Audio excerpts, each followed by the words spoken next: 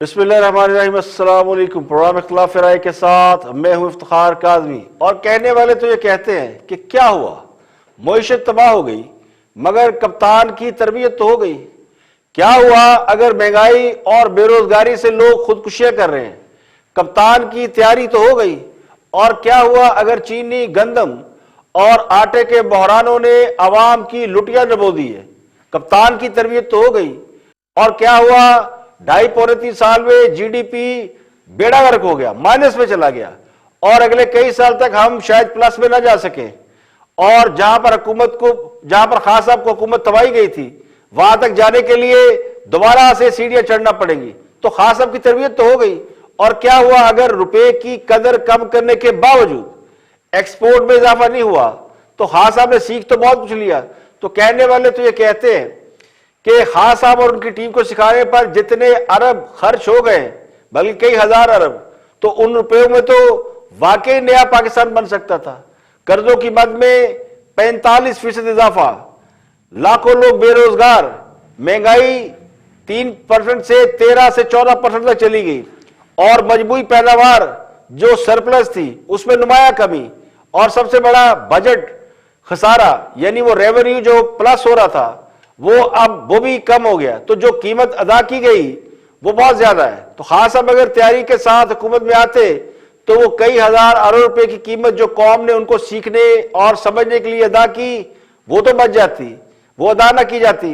अब अगर अपोजिशन ऐसे कीमती वजीर आजम जिस पर भारी इन्वेस्टमेंट हुई है, मुल्क को कौम के अरबों रुपए लग चुके हैं, उन्हें अपोजिशन घर भेजना चाहती है ताकि मजीद नुकसान ना हो। लेकिन सवाल ये है कि अगर अरबों रुपए खर्च करके वज़ीर आज़म और उनकी टीम ने अब जाकर कहीं कुछ सीख लिया है और जब कीमत पूरी करने का वक्त आया है तो खान साहब ने हाथ खड़े कर दिए। तो खान साहब को लाने वाले अब ये नहीं चाहते कि उनका इतना कीमती वज़ीर आज़म कीमत पूरी कराए बगैर चलता बने, जिसके लिए इतना नुकसान किया वो नुकसान पूरा कराए बगैर चलता बने। तो कहने वाले तो ये कहते हैं कि खान साहब को तो जी भर गया है, वो इक़्तिदार के कंबल से जान छुड़ाना चाहते हैं, मगर कंबल है कि जान नहीं छोड़ता। उन्हें अलहदगी में समझाया बुझाया जाता है और कभी खुले बंदों फोटो सेशन कराया जाता है। तो अब तो लाने वाले भी घबरा रहे हैं कि कहीं खान साहब खुद ही कोई काम ना दिखा दे। अपोजिशन उन पर पूरी तरह चढ़ी हुई है और खान साहब को यह गुस्सा के अपोजिशन को हुकूमत पर चढ़ने के मौके मिल रहे हैं। खान साहब ना अपोजिशन को रोक पा रहे हैं, ना इदारों के जरिए उन्हें कंट्रोल कर पा रहे हैं, ना लाने वाले उनके मुखालफीन की उस तरह सरजनिश कर रहे हैं जिससे कोई बड़ा लाउड एंड क्लियर मैसेज जाए कि होशियार, खबरदार।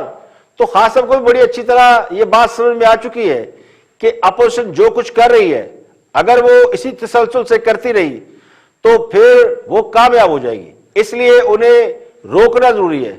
अब जिस तरह खास साहब रोकना चाहते हैं उस तरह तो अपोजिशन रुक नहीं रही, तो उन्हें तसलियां भी कराई जा रही हैं, थपकियां भी दी जा रही हैं, मगर लगता यूं है कि उस तरह तसल्ली नहीं हो रही जिस तरह वो चाहते हैं। तो इक़्तिदार की गाड़ी का घोड़ा अड़ियल है, उसे राम करना पड़ता है।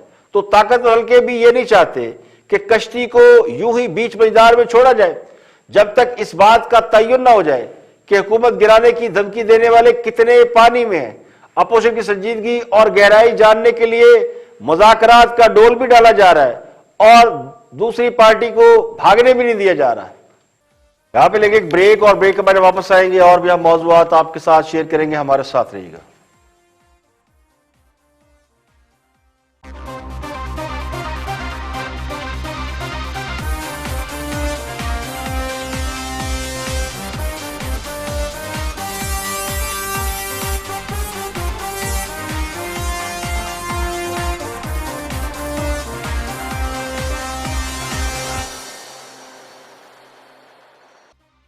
Welcome back. आप देख रहे हैं प्रोग्राम इख्तिलाफ राय और मैं हूं इफ्तिखार काज़मी। ब्रेक के बाद हाजिर खिदमत है। हुकूमत के वो इत्तेहादी बल्कि हमायती जो हुकूमत की बहुत तारीफें करते थे, खास साहब को समझते थे कि वो तब्दीली के सुरखेल, खास साहब ने खुद ही कह दिया कि 2-2.5 साल बाद कि उनको उनकी तैयारी नहीं थी।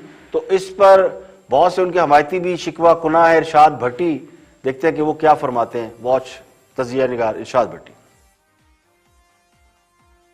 पहली बात तो मेरे भाई मिफ्ता इस्माइल साहब ने मुझे कहा है कि तब्दीली को सपोर्ट करते रहे, और बिल्कुल आप सच कह रहे हैं। और मुझे फ़ख्र है कि मैं स्टेटस को के अगेंस्ट एक तरफ 10 वॉल्यूम्स 25 वॉल्यूम्स और एक तरफ वो थे जिनके बारे में सुप्रीम कोर्ट ने कहा था कि इन्होंने अदलिया, अवाम और पार्लियामेंट को बेवकूफ़ बनाया है, और जो करप्शन पर पकड़े गए और जो इश्तिहारी हुए, मुजरिम हुए, और हमने उनके मुकाबले में बाप बेटे समेत सब के मुकाबले में तब्दीली को सपोर्ट किया, और ये इस पर मुझे फ़ख्र है।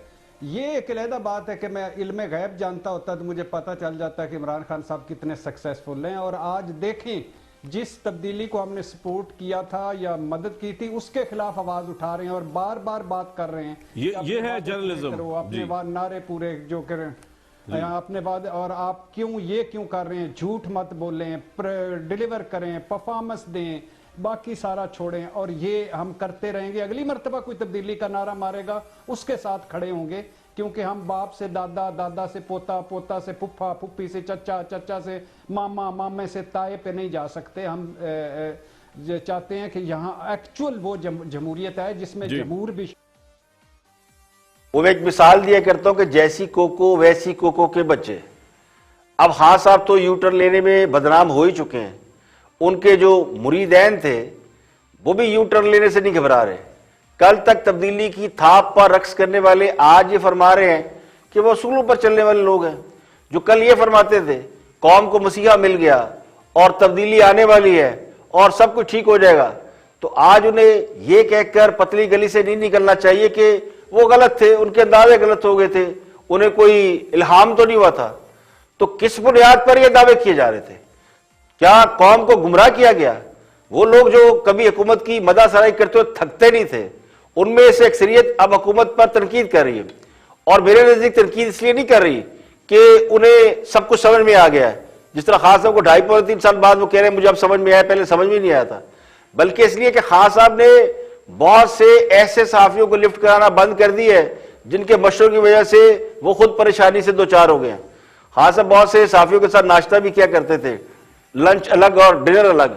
तो अब जिन्होंने बहुत खास आपको शुरू में सपोर्ट की थी, बाद में उन्होंने हुकूमत चलाने के बहुत कीमती नादर मशवरे दिए और वो कहते हैं ना सारे मशवरे उलट पड़ गए।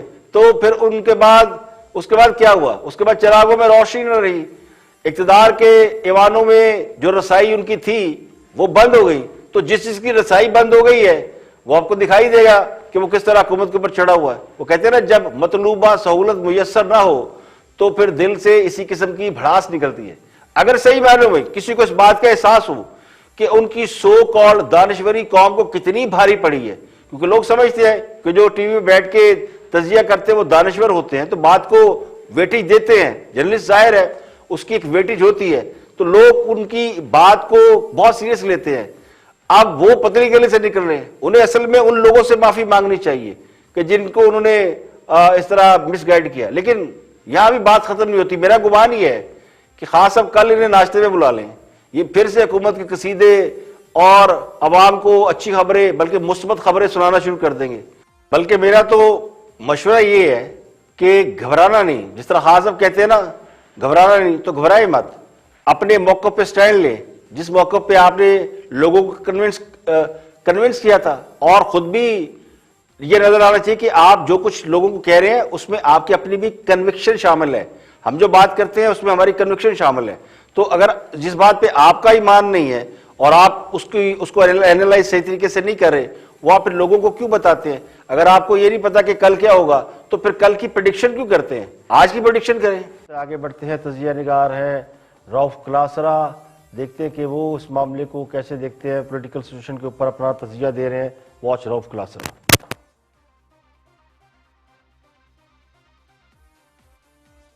पता चल जाता है सबको कि भाई सबको पब्लिक टूट के आई है। और आजकल ड्रोन इस्तेमाल होते हैं ऊपर से नीचे से, जहाँ गूगल मैप सारी चीजें सबको पता होता है। अगर आप और मैं वहां पे ट्विस्टिंग करने की कोशिश भी करें तो हम भी कामयाब नहीं हो सकते, अगर हमारा कोई मसला हो भी सही उनके साथ। एक तो ये, दूसरा ये था कि उनका एक अपने आप को साबित करना कि वो कहते हैं I am calling the shots.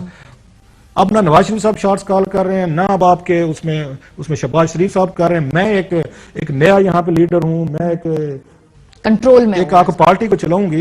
Again मुमकिन है, मैं ये नहीं कह रहा कि ऐसे हुआ होगा कि शहबाज शरीफ साहब और हमजा जो हैं they might be very days well कि अगर मरियम साहिबा जो हैं लाहौर के जलसे को अगर वो आके इस लेवल पे मैनेज कर लेती हैं, पार्टी ऑलरेडी उनके हाथ में आ चुकी है, उसमें अब बाप उनके बहर हैं वहां पे, उस एग्जाइल में है या बहर है वट जो भी हैं, अब उनके चचा और जो उनके अपने कजन जो हैं वो जेल में बैठे हैं, पीछे मरियम साहब हैं, और ऑलरेडी पार्टी के सारे मेन फैसले जो हैं वो तो मरियम साहबा कर रहे हैं। अगर लाहौर का क्राउड भी निकलता है आता है तो इसके बाद तो मरियम के पास उनके जो कार्ड्स है कंसोलिडेट कर लेते हैं और स्पेस, वो ज्यादा कंट्रोल भी करती हैं, उनकी ऑफ कोर्स उनकी अप्रोच तो अभी पीएमएलएन क्या मतलब आप उसकी स्ट्रैटेजी को क्या कहेंगे, मगर 2-4 जुमलों में फिर मैं भट्टी साहब से भी पूछूं। मेरा ख्याल है कि इस वक्त इनको दोबारा मोमेंटम पकड़ने के लिए कोई बड़ी चीज चाहिए, लिहाजा बहुत सारे यहाँ पे लोग कहते हैं कि इस्तीफा नहीं देंगे, लोग कहते हैं मतलब इमरान आमिर मतीन साहब के साथ मेरी इस पर डिबेट रहती है, वो कहते हैं नहीं देंगे, स्टेक्स ज्यादा हैं, ये आगे थ्रेट वगैरह करेंगे। मेरा थोड़ा सा डिफरेंट है, असेसमेंट है, वही में भी रॉन्ग। मेरा ख्याल ये है कि बहुत बड़ा अपने आप को कहते हैं ना स्टेज करने के लिए, दोबारा कम बैक करने के लिए ये पीडीएम को कोई बहुत बड़ी चीज करनी पड़ेगी, कोई बहुत बड़ी गलती करेगी और इनको करना पड़ेगा, नहीं करेंगे तो ये मोमेंटम बना है, जो चीजें बनी है, अब इनके पास आखिरी एक ही हरबा है, लॉन्ग मार्च करें और लॉन्ग मार्च के साथ आगे रिजाइन करें। अगर ये दोनों चीज अगर नहीं करते तो ऑलरेडी मोमेंटम इनका मेरा ख्याल है वो हो चुका है। इमरान खान साहब जो है वो मजीद पावरफुल होंगे और पीडीएम जो है मेरा ख्याल है लास्ट कार्ड। इस बात का फैसला तो वक्त करेगा कि पीडीएम के इस्तीफों और लॉन्ग मार्च से हुकूमत गिरेगी या नहीं, लेकिन हुकूमत के हामी मुबस्सरीन मुसलसल ये कह रहे हैं कि लाहौर जलसा नाकाम हो गया, और अब चूंकि अपोजिशन ने सर्द मौसम की वजह से एक ब्रेक ले ली है, एक लंबा वक्फा ले लिया है, इसलिए तहरीक दोबारा मोमेंटम नहीं पकड़ सकेगी और अब अपोजिशन को कुछ बहुत बड़ा करना पड़ेगा। तो मेरा सवाल ये है कि लॉन्ग मार्च, धरना या फिर सबनुर से इस्तीफे, इससे ज्यादा बड़ा और क्या हो सकता है? लेकिन अपोजिशन उससे पहले भी बहुत कुछ करने का इरादा रखती है जो मुल्की निजाम को मफलूज करके रख सकता है, यानी पहिया हड़ताल और जगह जगह शहरों को बंद करने का सिलसिला अगर ये शुरू हो गया तो फिर आप तसव्वुर करें कि सूरत हाल किस तरफ जाएगी। और मेरे नजदीक तो अपोजिशन सिर्फ इस्लामाबाद जाकर बैठ जाए तो मतलूबा नताइज हासिल कर सकती है। अब इस्तीफे इससे कहीं ज्यादा बड़ी बात है। तो महज लाहौर जलसे में शुरका की तादाद से इस बात का अंदाजा नहीं किया जा सकता या यह दावा नहीं किया जा सकता कि अपोजिशन का खेल खत्म हो गया है या फिर हुकूमत हार गई है। अपोजिशन के पास इस्तीफों का ट्रम्प कार्ड ना होता और लाहौर का जलसा नाकाम भी हो जाता तो फिर हुकूमत इतनी भागदौड़ ना कर रही होती जो इस वक्त नजर आ रही है।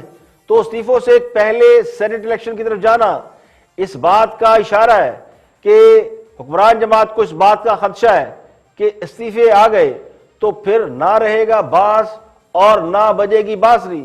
और जिस तरह लोगों के कहने से मुस्लिम लीग नून अब तक नहीं टूटी, बहुत से लोग ये दावा करते थे कि नून से शीन निकलेगी और काफ निकलेगी और पीपल पार्टी बैकआउट कर जाएगी और पीपल पार्टी इस्तीफे नहीं देगी, तो दोनों काम नहीं हुए। ना पीपल पार्टी ने इस्तीफों से बैकआउट किया है और ना ही मुस्लिम लीग नून के अंदर कोई तोड़ फोड़ नजर आई है। तो इस तरह लॉन्ग मार्च के मामले में मेरा ख्याल है किसी को शक नहीं रहना चाहिए। और जीडीए के जनरल सेक्रेटरी मोहम्मद अली दुरानी ने शहबाज शरीफ से मुलाकात की। इस मुलाकात के बाद वो मीडिया पर आए, बहुत सी उन्होंने बातें की। ये मुलाकात क्यों हुई, इसके पस पर्दा क्या हकायक थे, इसी पर मोहम्मद अली दुरानी से जानने की कोशिश कर रहे हैं हामिद मीर। देखते हैं कि क्या फरमाते हैं। अच्छा दुरानी साहब, जब आपने शहबाज शरीफ साहब से ग्रैंड डायलॉग की बात की तो उनका क्या रिस्पांस था? देखिए जी, एक तो उसके ऊपर रिस्पांस के ऊपर वो तो पहले भी इस मामले में बात कर चुके हुए हैं, ठीक है ना जी, और उसके बारे में आपको भी पता है, उसका मौकफ सारी दुनिया को पता है। एक उनके ऊपर 12 लिमिटेशन भी है जो पार्टी और दूसरी चीजों की हैं। मैं समझता हूं कि जो मेरी असेसमेंट है वो ये है कि अगर वो फंक्शनल हो, अगर वो इस वक्त तो वो चूंकि कैद हैं तो ऑब्वियसली वो कोई इस किस्म की बात या कोई रोल प्ले नहीं कर सकते, लेकिन अगर वो फंक्शनल हो तो मैं समझता हूं कि वो फंक्शनल होने का मतलब ये है, प्रोसेस है, फंक्शनल होने का मतलब ये है कि उनको रिहा कर दिया जाए। अगर वो जेल में ना हो तो वो इस मामले में बहुत बड़ा रोल प्ले कर सकते हैं और उनकी सोच मुस्बत है। तो उनको जेल से अगर रहा कर दिया जाए तो ये तो वजीर आजम इमरान खान साहब के लिए एक नाकाबिले कबूल बात नहीं होगी? देखिए वो मुझे तो नहीं पता कि उनके लिए काबिल कबूल होगी कि नहीं होगी। मैं तो ये समझता हूं कि इस वक्त जो टकराव की सिचुएशन पैदा हो गई है, इस टकराव के अंदर कोई भी नहीं जीतेगा। अच्छा ये ना बताइए हुकूमत जीतेगी ना अपोजिशन जीतेगी। दुरानी देखिए, हुकूमत की अपनी इत्तेहादी जमात ये समझती है कि हुकूमत हरगिज मजबूत नहीं, अपोजिशन उसे बराबर की टक्कर दे रही है, और अगर लड़ाई हो गई, तसादम हुआ, नुकसान दोनों का होगा। अब ये पैगाम है जो सियासी लोगों को इस बात से डराने के लिए दिया जाता है कि वो खामोश हो जाए, वरना गब्बर आ जाएगा, तीसरी कुव्वत इक्तदार संभाल लेगी, या फिर जमहूरियत का बिस्तर गोल हो जाएगा। और ये पैगाम देने वाले भी उन्हीं कुव्वतों की नुमाइंदगी कर रहे होते हैं जिनके बारे में ये गुमान होता है कि वो हुकूमत में आ गए तो फिर जमहूरियत पटड़ी से उतर जाएगी।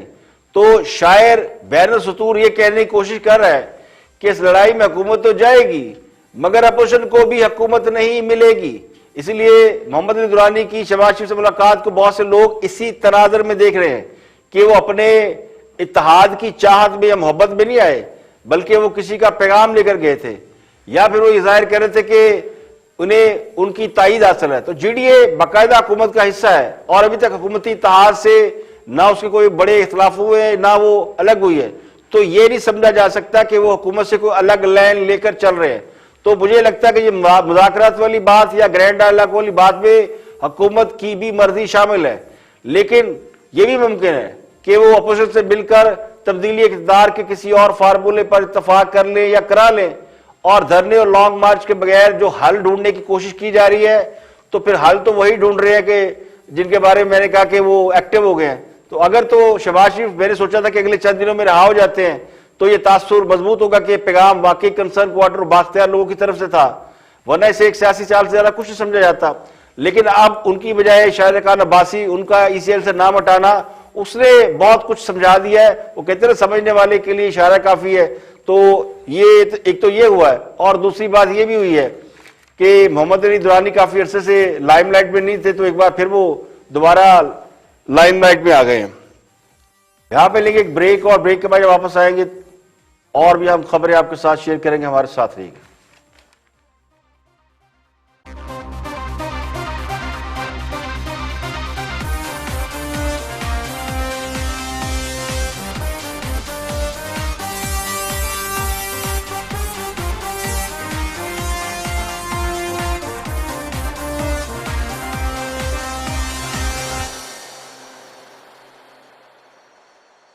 Welcome back. आप देख रहे हैं प्रोग्राम इख्तिलाफ राय और मैं हूं इफ्तिखार काज़मी। ब्रेक के बाद हाजिर खिदमत है। क्या साबिक वज़ीर-ए-आज़म नवाज शरीफ के सऊदी अरब से ताल्लुकात बेहतर हो गए हैं, और क्या वो सऊदी हुकाम की दावत पर सऊदी अरब जा रहे हैं? इस हवाले से मीडिया पर मुतज़ाद खबरें ज़ेरे गर्दिश है। नवाज शरीफ के करीबी ज़राए इस बात से इनकार कर रहे हैं कि नवाज शरीफ मुस्तक़बिल करीब में बरतानिया से किसी और मुल्क जाने वाले हैं, वो भी इन हालात में जब लंदन में कोरोना वायरस की नई किस्म ने तबाही फैला रखी है और बरतानिया से आने वाली फ्लाइटों पर कई मुल्कों ने पाबंदी लगा दी है, जबकि नवाज शरीफ को उनके तिब्बी मौलजीन ने जहाज के सफर की हरूज इजाजत भी नहीं दी। इसी वजह से वो अमेरिका अपने इलाज के लिए नहीं जा सके। अमेरिका और बरतानिया ये वो दो मुल्क है जहां कोरोना वायरस इस वक्त अपने अरूज पर है। इसी वजह से नवाज शरीफ का किसी हॉस्पिटल में इलाज शुरू नहीं हो सका, जिसकी शदीद जरूरत महसूस की जा रही है। तो खास साहब की हुकूमत से सऊदी अरब की नाराजगी के बाद से यह तासुर बढ़ा है कि शायद सऊदी अरब ने दोबारा नवाज शरीफ के साथ अपने ताल्लुकात बेहतर कर लिए हैं, जिसके बारे में सब जानते हैं कि नवाज शरीफ की इक़्तिदार से रुखसती में न सिर्फ अरब ममालिक का बहुत बड़ा हाथ था, बल्कि यह भी कहा जाता है कि वो खान साहब को सपोर्ट कर रहे थे, और ताकतवर हल्कों का झुकाव भी इसी वजह से उस तरफ था जिस तरफ सऊदी अरब का झुकाव था। फिर जब नवाज शरीफ पर बहुत बुरा वक्त आया, या नवाज शरीफ जब सऊदी अरब के दौरे पर गए, तो उन्हें जिस तरह कोल्ड शोल्डर दिया गया, तो उससे यूं लगा कि सऊदी अरब ने नवाज शरीफ से आंखें फेर ली। सऊदी अरब और मुत्तहिदा अरब इमारात ने खान साहब की हुकूमत पर बहुत नवाजिशात की। अरबों डॉलर खजाने में रखने के अलावा 3 साल के लिए तेल भी उधार दिया। ग्वादर पोर्ट पर सऊदी अरब और यूएई की जानिब से भारी सरमायाकारी के मुआहदे भी हुए, लेकिन सी पैक की तरह यह मामला भी अब तातुल का शिकार है, और अरब ममालिक से ताल्लुकात जो आते ही खान साहब के बहुत ही पीक पे अरूज पे नजर आए थे, वो अब सर्द मोहरी का शिकार नजर आते हैं। अपोजिशन की हुकूमत के खिलाफ तहरीक के पीछे कुछ ममालिक के बारे में कहा जाता है कि उनका हाथ है। तो खान साहब भी किसी मुल्क का नाम लिए बगैर इशारों में इस बात का इजहार कर चुके हैं कि अपोजिशन की तहरीक के पीछे कोई गैर मुल्की हाथ है और उनका बुनियादी इशारा अरब ममालिक की तरफ समझा जाता है। अब ये वही मुल्क हैं जो पहले नवाज शरीफ की हुकूमत गिराने चले थे और अब लगता यूं है कि खान साहब की हुकूमत के दर पे हैं। तो ये तासुर भी हुकूमती हलकों की तरफ से आ रहा है कि इसी बिना पर अरब ममालिक की नवाज शरीफ की तरफ झुकाव की बात भी हो रही है। नवाज शरीफ की अपनी जमात ने इस हवाले से अभी कोई बात नहीं की, यानी इस बात की ना तरदीद की है ना तस्दीक की है कि नवाज शरीफ के अरब ममालिक के साथ ताल्लुकात की नोयत बदल चुकी है।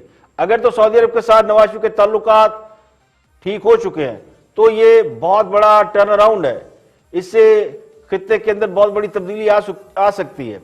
लेकिन और इसका फायदा सबसे ज्यादा खुद नवाज शरीफ को हो सकता है कि उनके एस्टेब्लिशमेंट के साथ जो ताल्लुकात खराब हैं वो बेहतर हो सकते हैं। लेकिन बज़ाहिर यूं लगता है कि ये प्रोपेगेंडा है, इसके पीछे क्या कहानी है जब तक कोई मुसद्दका बात सामने नहीं आती इस पर क्या सराय के अलावा कुछ नहीं कहा जा सकता।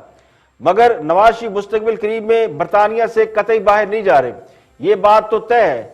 इस हवाले से हुकूमत का मौक़िफ़ जरूर सामने आया है और शहजाद अकबर ने नवाज शरीफ के दौरा सऊदी अरब के हवाले से पूछे गए सवाल के जवाब में क्या कहा। 2021 में ये उम्मीद रखें कि नवाज शरीफ साहब पाकिस्तान आएंगे या कोई इतलात आपने भी सुनी है कि सऊदी अरब जा रहे हैं? जी, इस तरह की इतलात मैंने तो सुनी है, लेकिन मेरी अपनी राय ये है कि शायद वो सऊदी अरब ना जाएं और उसकी कुछ टेक्निकल वजूहत हैं। एक तो ये है कि फरवरी में इनका पासपोर्ट भी एक्सपायर कर रहा है तो इनके पास ट्रैवल डॉक्यूमेंट भी शायद ना हो।